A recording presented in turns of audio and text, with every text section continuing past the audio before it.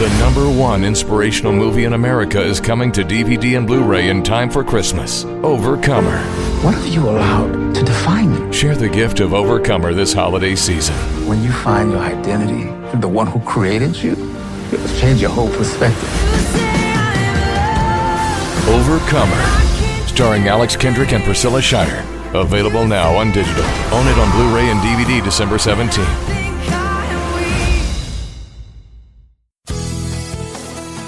This is a production of the Ultimate Homeschool Radio Network. Welcome to the Vintage Homeschool Mom Show. Your host, Felice Gerwitz, is an author, a publisher, and your radio show host. She will encourage, educate, and inspire you with answers to your most pressing questions from homeschool, marriage, parenting, and much more. Felice loves to equip moms to live a Christian life because every moment counts. Be sure to visit her website at mediaangels.com. And here's your host, Felice Gerwitz.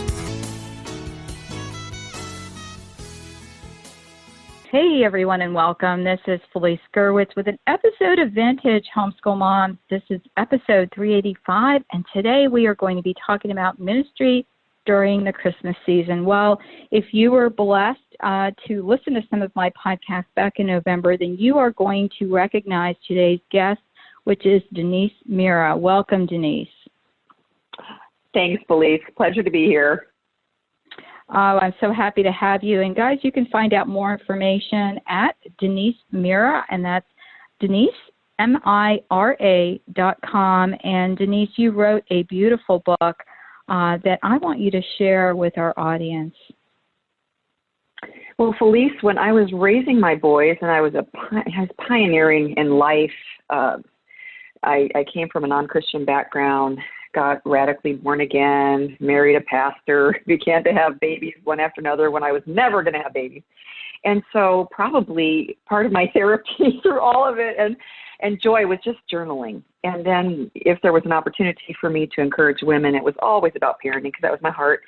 And then there was just the book began to fill a vacuum. And so this book, No Ordinary Child, Unlocking the Leader Within Your Child, it became a reality, and then a study guide, and the book's taken me all over the earth. But the point of that book is that as homeschool parents, we don't have to be in the muddle of the middle.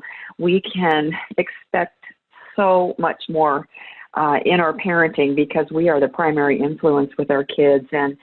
And so consequently, I had 5 sons, been married to Gregory for 39 years now this month. And my boys are they're compassionate, intelligent, out-of-the-box kids who are carrying the torch of Christ everywhere they go and loving their wives and homeschooling their kids. And it's to the glory of God. But so much of my heartbeat for homeschooling and preparing and training them is in that book. So anyway. That's wonderful. And people can find out more information from you on your website as well as social media. And I really encourage you guys to connect with Denise. And so we are going to be talking about ministry during the Christmas season. And it's, one of those times when, of course, it's very easy to go maybe visit a nursing home or, helping in that way. But kind of one of the things I want to talk about is while it's wonderful during our Christmas season to feel charitable, or even Thanksgiving or even Easter, whatever that season is, I'm hoping that some of the points that we talk about today will be something that you carry in your heart, not only for a season, but just as part of, your family that you do. And so let's go through some things that you consider important, in this regard. I know that, one of the things you've listed here in the notes you sent me were, taking care of single moms and kids, but doing it in a way that allows them to keep their dignity. Why don't you share that with us? Well, single mothers, as we know, they're all around us, and it's just increasing at an alarming rate. And there's a statistic that after a divorce, the woman typically is dropped to poverty level beyond comprehension. I can't remember if it's 60-some%. I don't have that in front of me, but Wow. so any day of the year, a single mom needs support, probably financially, just to have a breather. And my husband and I, we pastored churches for decades, and so that was always at the top of our list at Christmas, but throughout the year, whether it was car repairs or whatever, to try to be Spirit-led, to know who needs something, how can we meet that need, can somebody in the body meet that need, and it became a family thing. And so there would be times, and even in our own extended family relationships, we've got single moms that we've taken care of, but it's always on the stealth. We wouldn't tell our children necessarily if they're too young to keep a secret who we were taking care of, and we would just ask them to pray. And when we made Jesus a birthday cake and celebrate his birthday, that they would lay something at the altar, from their hearts, and they'd write a little note what they were going to give. It might have been a gift, it might have been $1, it might have been whatever, and then we would pack up a box of food and new toys. I don't believe in giving single moms, for their kids used toys. I just think we can do better than that. Let's give their kids what we'd want somebody to give, what we'd want to give our kids. And we would just sneak over and either put it on the porch, or as adults, the adult, single mother would know it was from us, but their kids wouldn't know. We didn't want them to be ashamed. And it was never like, we're doing this for you, roll out the red carpet and we're going to have a parade. It's just a natural outflow of who we should be in the world, right, Felice? It's listening to the Holy Spirit, sensing compassion, and seeing what the need is. Maybe it's a car repair, maybe it's gifts, maybe it's food for the table, maybe it's babysitting. There's a lot of ways we can bless single parents. And there are single dads as well. It just seems like the dominant is usually the mama that's got mostly the care for the children in my circles. Right. So that's wonderful.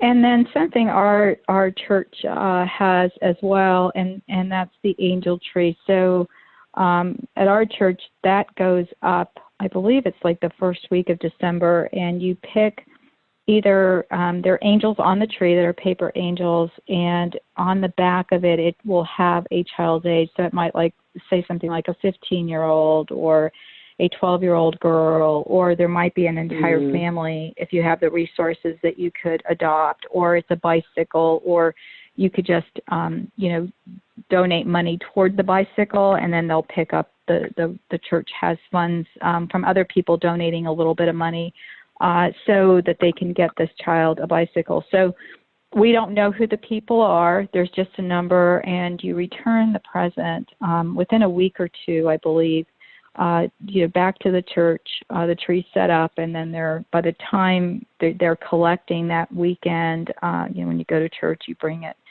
There's a ton. So I always had my children pick out kids near their age, and then they earned money from their allowance, or I never really gave an allowance. Here it was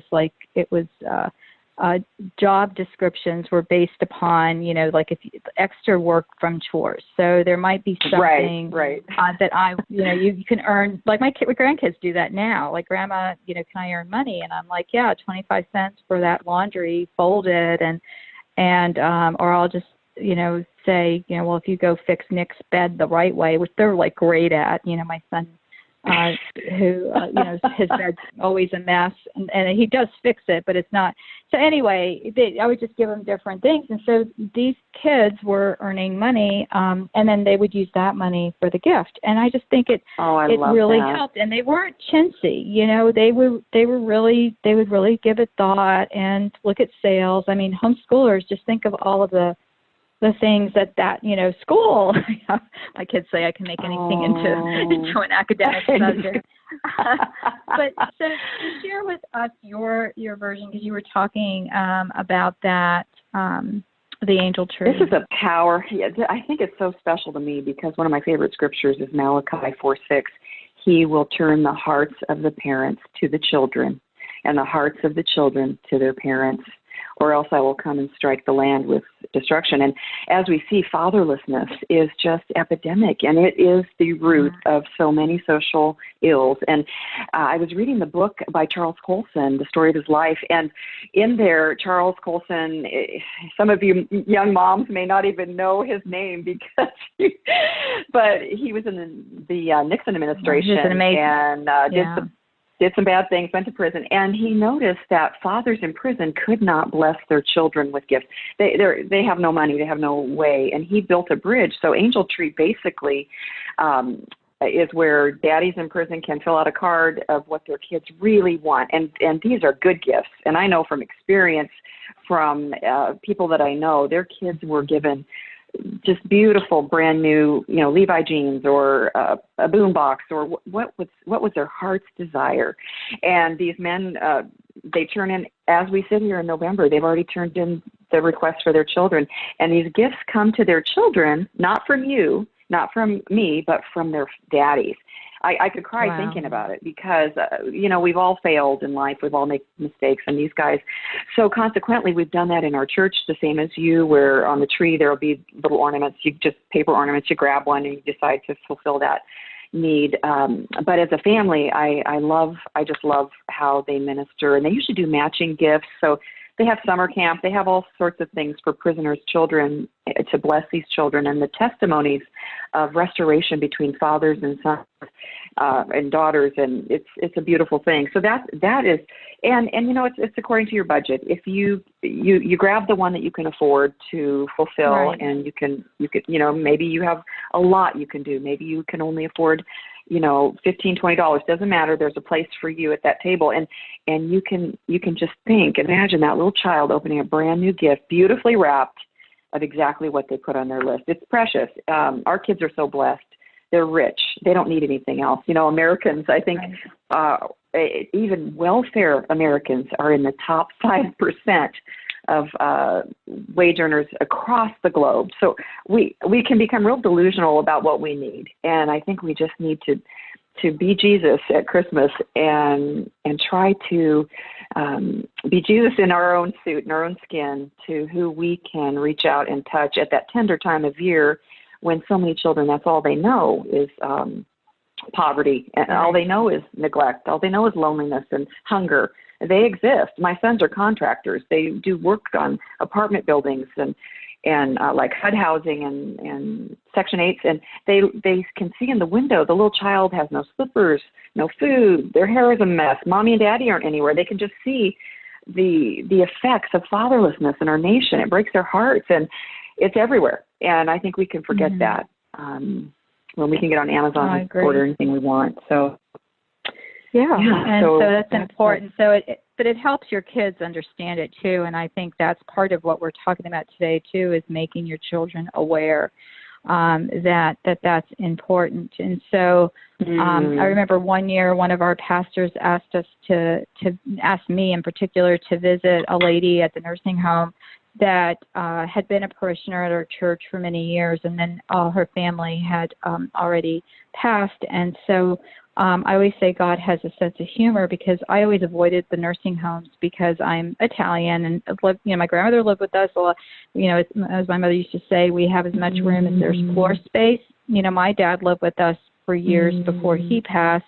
And so I was thinking, where are all these people's kids? Well, as in the case of this lady, her only son had died, and her husband, and so it was at the very end of the nursing home. So we had to walk through this entire huge facility, and then on the way there's a lot of people who are in their little chairs, and so we visited this lady for many years, and we tried to do it every Sunday. We weren't always able to do it after church, but we would try.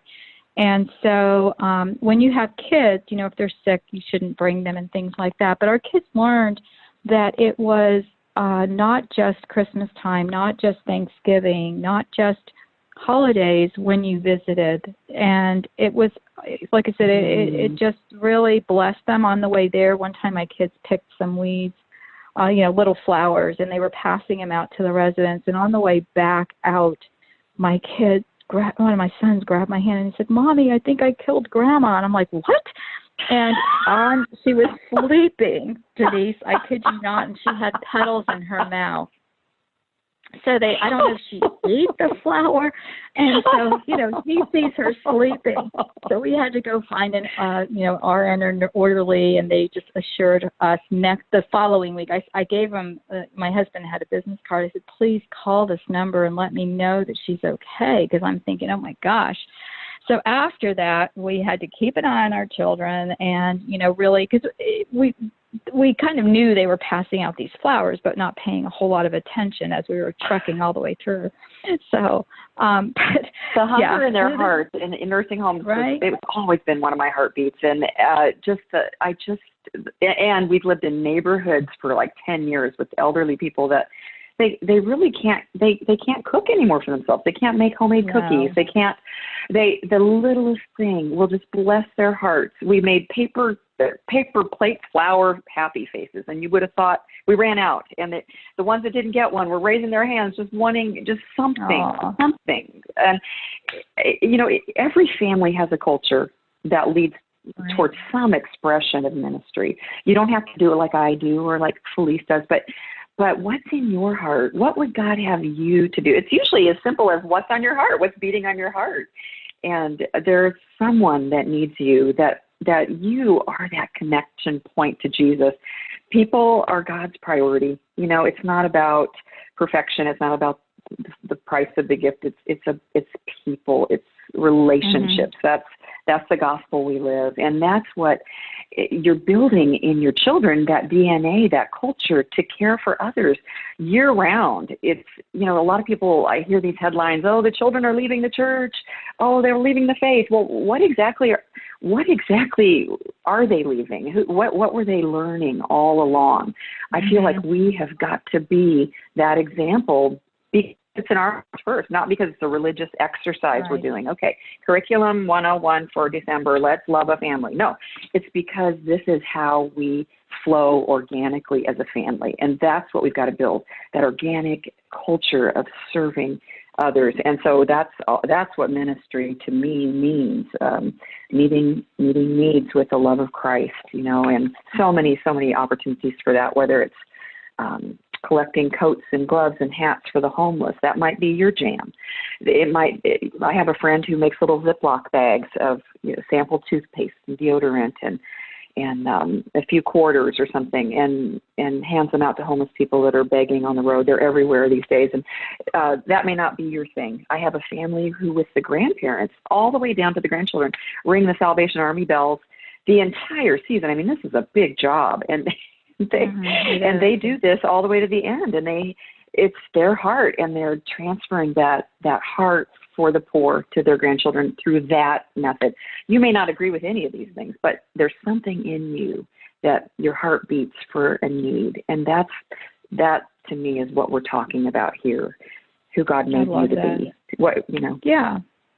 And my son actually was a bell ringer for Salvation Army. His baseball coach, actually assigns the baseball boys time because that's one of his heartbeats. He loves to do that. So he had the kids do it. And, and Michael said it. He said it's not for the faint-hearted. It's hard work. So that was a great opportunity for him to experience that. And also you talked about Operation Christmas Child. What is that? Oh, my goodness. That is Samaritan's Purse, Franklin Graham. And I got on the website, and honestly, I was in tears. I just love what they do. And this is something I'm actually going to do. I put it on my alarm to set my alarm to do with my grandchildren that are old enough to understand. And basically what you do is you fill a shoebox, and you can get on there. You can just type into Google Operation Christmas Child, and it'll come up. You can buy a shoebox from them, and it's really inexpensive. You can order I think 12 for a certain price, or 25 or 50, or you can just use a shoebox that you've got at home that's the right size, and you just fill it. They tell you what not to put in the box, what to put in the box, and it's beautifully done and delivered to really poverty level children across the earth. And there is a time frame that needs to be done. I believe it was between the 18th and 25th of November or something, but they do things year round as well. But I thought it would be really fun for us to fill these little shoe boxes, and then you do have to pay $9 each, and you can track them and see them where they go and where they're delivered. And it's just something that, you know, our grandchildren are so blessed. They not only have everything they need physically, they have so much love and attention and from people who love Jesus, and it's just so good for them to get out of their heads and see, you know, the poverty out there. It changes their lives. We were able to take our kids overseas several times to third world countries as we were ministering over the years, and it dramatically impacted them just to be exposed to that. And this is a little way, long distance, remotely, you can be exposed to it. So right. I'm looking That's forward wonderful. to it. Yeah, and then also soldierangels.org. Tell us about that. Yes, well, my strength as a mom, homeschooling, was language arts. Sciences and math, I had to hire a teenager to help me with that when we were homeschooling. But so my boys just always wrote lots and lots. And this is a cool thing because lots of military guys and gals do not get letters and things, communication from family members or friends. And, you know, they're sitting over there in Afghanistan or Iraq or wherever they might be. They can be in Texas alone. I don't know. They're all over the earth. Thank God for them. I love our military. God bless America.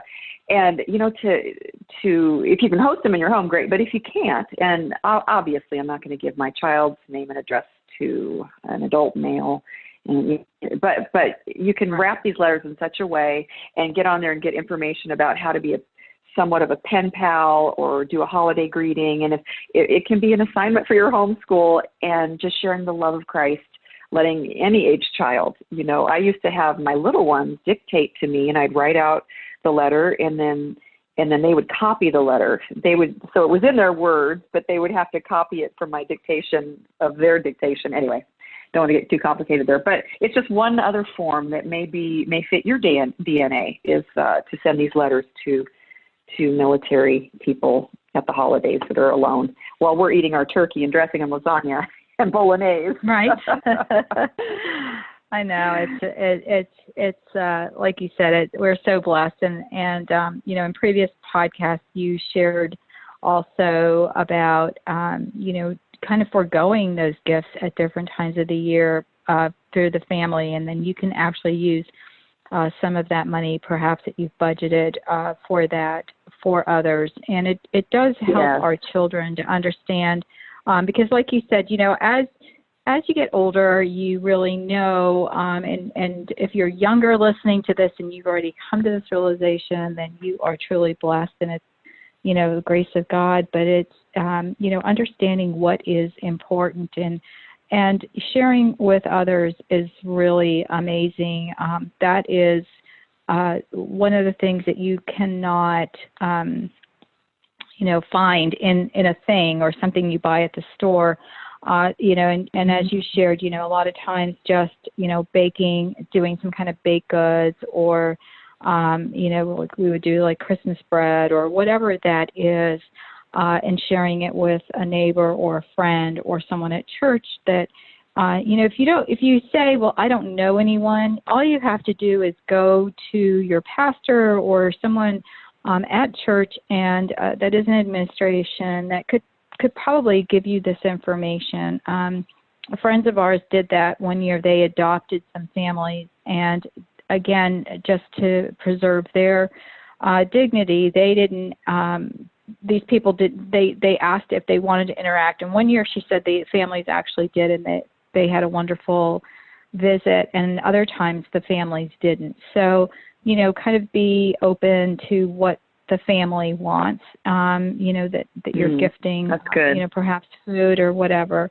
Also, a friend of mine, my co-author for many years, Jill used to take her family when they were younger to the soup kitchens on Thanksgiving Day, on Easter, on Christmas morning, and then they'd have their celebration afterwards, you know, whether it was going, you know, doing something, you know, early, like for some of the things they had to be there early, and then others it was like lunchtime, I think she went.